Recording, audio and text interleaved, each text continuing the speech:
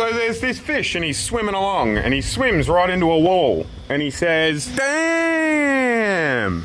I'm at Nepean Dam today where you're not allowed to climb on the damn wall, and I want to tell you about something that has absolutely nothing to do with the dam. I just thought this would be a picturesque part of the world to tell you about a bloke named George Burnell and his mate Edward William Cole. I think that was what it is, it's E.W. Cole. And basically how they were the first content creators in Australia. Back in the 1850s, this George Burnell bloke was a shit gold miner. In short, he was a gold miner, but he wasn't good at it. So in the 1860s, he became a photographer. And it all started because in 1861, just a roaming photographer rocked up at his house and took such a good picture of his family in front of his house that his mate, E.W. Cole, was like, hey, we should do this. We should create a photography business. Incidentally, as a dad, I can relate to that feeling because every single time I ever go to a birthday party, I think, fuck me, this guy is on a good wicket with the jumping castle. You buy it once, and then you get like, I completely appreciate the, we should do this. This is a good money spinner sort of vibe, right? Anyway, that's exactly what they did. They built a barge, put a photography studio on it, and it spent the next 4 months going down the Murray River from Echuca to Adelaide and taking pictures as they went, you know, as I said, being the first content creators in Australian history, basically, before content creators were even a thing. I've been showing you some pictures just here. Those are the pictures that they took. There's over 60 of them all up, and they're at the Art Gallery of South Australia. I've got the notes written here on my arm, in case you haven't seen them already. I wrote that there. But yeah, all 60 or so are still at the Art Gallery of South Australia. You can still look at them. It was only like roughly 200 years ago they were taken, but super cool part of Australian history. And so for the rest of this video, I'm going to put some photos up, put my favourite ones of them, and try and tell you from my expertise, or guesswork, what it is we're actually looking at. Because they had, like, the perspective that these two blokes had, George Burnell and E.W. Cole, wasn't one of, oh, these Aboriginals are lazy, like people like Charles Sturt, you know what I mean? Like, they were just being photographers and taking photos of things as they were, and I think it's super interesting, and it's one of the earliest examples of somebody just going around taking pictures in Australia just for the sake of the historical record. So let's get into it, right? I think this picture is the crowning jewel of the collection, right? So I'll blow it up in front of me and I'll tell you about it.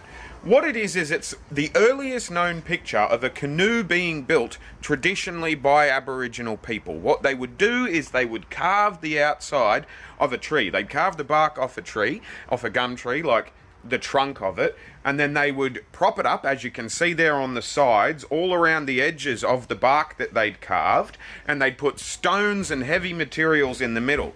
They'd set fires underneath, not to burn the bark, but so that it would be malleable, and as you can see, take the shape of a canoe. As I said, I think that's the crowning jewel of the photography collection, because it's like nobody in the time period was interested in Aboriginals, you know what I mean? And so it's amazing to look back on and see that this is how they were doing things. I'll show you some more pictures of Aboriginals just quickly, like, because part of the vibe of the journey or the expedition was to take pictures of Aboriginal people and of the way people lived at the time, right? And so I've thrown in a couple of pictures there, but now we're back here and you're looking at me again. There's gonna be a bunch of people that are like, what about the Europeans? Why are you just showing Aboriginal people? And so here's Barnum Station as well, right? And I'll throw that in front of me. They were mostly mostly did pastoral sort of stuff, cattle raising, sheep stuff. Here are some pictures of some stockmen at the time there as well. Genuinely, you should go to the Art Gallery of South Australia. If you're in South Australia, let me clean this lens, holy shit. If you're in South Australia, you should go to the Art Gallery and look at the pictures these guys physically took themselves. If you're not in South Australia, I will leave this link in the description and in the pinned comment, and you can go and look at the digitized versions. As I said, there's over 60 photos, right? Over 60 photos that they took, and I've shown you maybe 10. So click the link, go and have a look if you're interested. If you're still watching the video at this point, you're clearly interested. So go and have a geeze, right? Leave a comment before you do, hit the like button and all that. Like, I like getting views and money and all that, and the way I do that is if you interact. So do me a solid, these people are my patrons or YouTube members.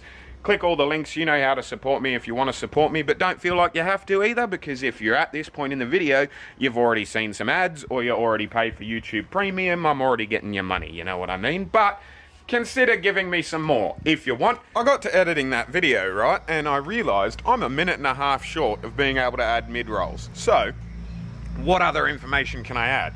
I decided I would ask ChatGPT to create me a map based on going from Echuca to Adelaide along the Murray.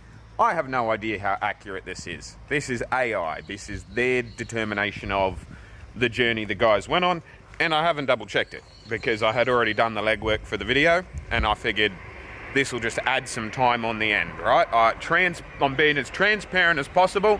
I'll probably get an extra $3 or $4 per month from the video. Of course, a train has to go past as I'm filming this. I'll probably get an extra $3 or $4 per month if I can add a mid-roll ad. So, I'm talking until I can.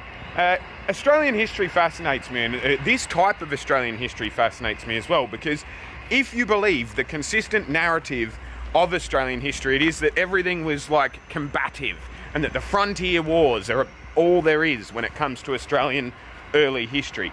But I like people like George Burnell or Watkin Tench or William Dawes, or like there are many, many examples of decent European people who interact with Aboriginal people via cultural diplomacy rather than militarily. And I'm going to be telling you more about those people. I've already told you a bit about William Dawes and Watkin Tench and stuff like that. So like, genuinely, if this is the first time you've come across me and you're also into Australian history, you like Australian stories, I've done videos on heaps of people. James Micklethwaite Kerr was super interesting. Check that video out. There was a shipwreck where a European guy like crashed on the Great Barrier Reef and then lived with Aboriginals for 20 odd years before the encroachment of colonialism reached him. Like, there's all sorts of cool Australian stories. Oh, and cannot believe I haven't mentioned it earlier. Harry the Camel, the outlaw camel, right? First European to ever bring camels to Australia, was fucking murdered by one. His name's John Horrocks. So that was one of the earliest videos I made. Go and check that one out as well. But yeah, we've reached the point where I no longer have to blab, and I can add some mid-roll ads in the middle of this video. If you're still watching me, thank you so much. I appreciate you. Please hit the like button, hit the subscribe button. Maybe if you hit share as well, copy link. Like, you don't actually have to annoy your friends with my content unless you think they'll like it, in which case please do annoy them with it. But either way, algorithmically, you're helping me out if you hit share and copy link. So thanks. I'll see you when I look at ya.